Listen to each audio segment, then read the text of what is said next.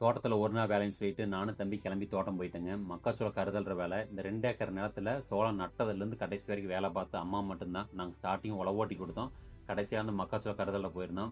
அன்னைக்கு தான் நாங்கள் யோசித்தோம். என்ன அப்படின்னா, அந்த பந்தல் காட்டுக்குள்ளே ஏன் மக்காச்சோளம் நட்டோம், நாங்கள் ஏன் இவ்வளோ ஹைட்டாக இருக்கோம்னு. ஏன்னா நாங்கள் இருக்க ஹைட்டுக்கும் பந்தல் இருக்க ஹைட்டுக்கும் அதை மேட்ச் பண்ணி அந்த பையை வெளியே கொண்டு வந்து அந்த கருதை கொண்டு போய் ஒன்று சேர்த்துறதுக்குள்ள வந்து எங்களுக்கு பேக் பெயினே வந்துருச்சு. இருந்தாலும் வந்து எடுத்த சபதம் முடிப்பேன்னு சொல்லிட்டு விடாப்படியே கம்ப்ளீட் பண்ணி முடிச்சிட்டோம். கடைசியாக அந்த ஆளுக்கு ஒரு டீயை குடிச்சிட்டு, டீ குடிக்க மாட்டேன்னு நினைக்காதீங்க. என்னைக்காச்சும் நான் டீ குடித்தா தப்பே இல்லை. அடிக்கடி தான் நம்ம டீ குடிக்கக்கூடாது, ஓகேங்களா? அதுக்கடுத்து அந்த ஆடுகள் வந்து அந்த காட்டில் மேய்க்கணும்னு சொன்னாங்க. அந்த ஆடுகள் கொண்டு அங்கே விடுறதுக்காக வந்து கொஞ்சம் கூட வந்து சப்போர்ட் பண்ணி கொடுத்தோம். ஆடுகள் வந்து அங்கே கூட மேய ஆரம்பிச்சிச்சு.